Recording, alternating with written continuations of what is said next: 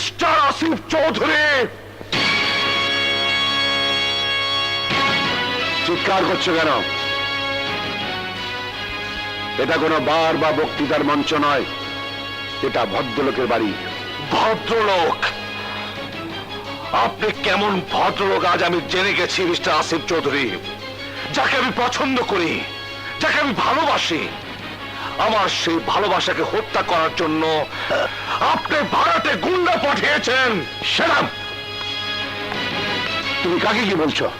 আমার প্রতিটি পছন্দ, প্রতিটি ভালো লাগাকে আপনি গলা টিপে হত্যা করতে চাচ্ছেন, কিন্তু কেন? Why? একটা রাস্তার মেয়েকে নিয়ে আমি তোমার সঙ্গে আলোচনায় যেতে চাই না।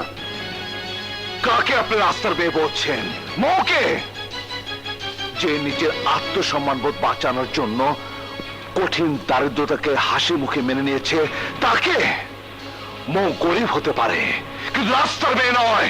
যে মেয়ে টাকার বিনিময়ে মঞ্চে নাচ গান করে বেড়ায়, সেই মেয়ে কোনোদিন এই বাড়ির বউ হতে পারে না। আপনার কাছে বাড়ির বউ হতে না পারে, কিন্তু আমার বুকের প্রতিটি স্পন্দনে লেখা আছে মনের নাম।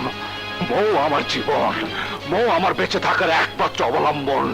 পৃথিবীর সবকিছু আমি ত্যাগ করতে পারি, কিন্তু মৌকে আমি ত্যাগ করতে পারবো না। পারতে তোমাকে হবেই, হ্যাঁ পারতে তোমাকে হবেই। একটা নষ্টা মেয়ের জন্য এই বংশের মান ইজ্জত আমি ধুলোয় মিশিয়ে দিতে পারি না।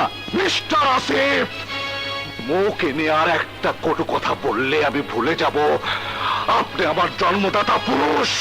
আরিফ,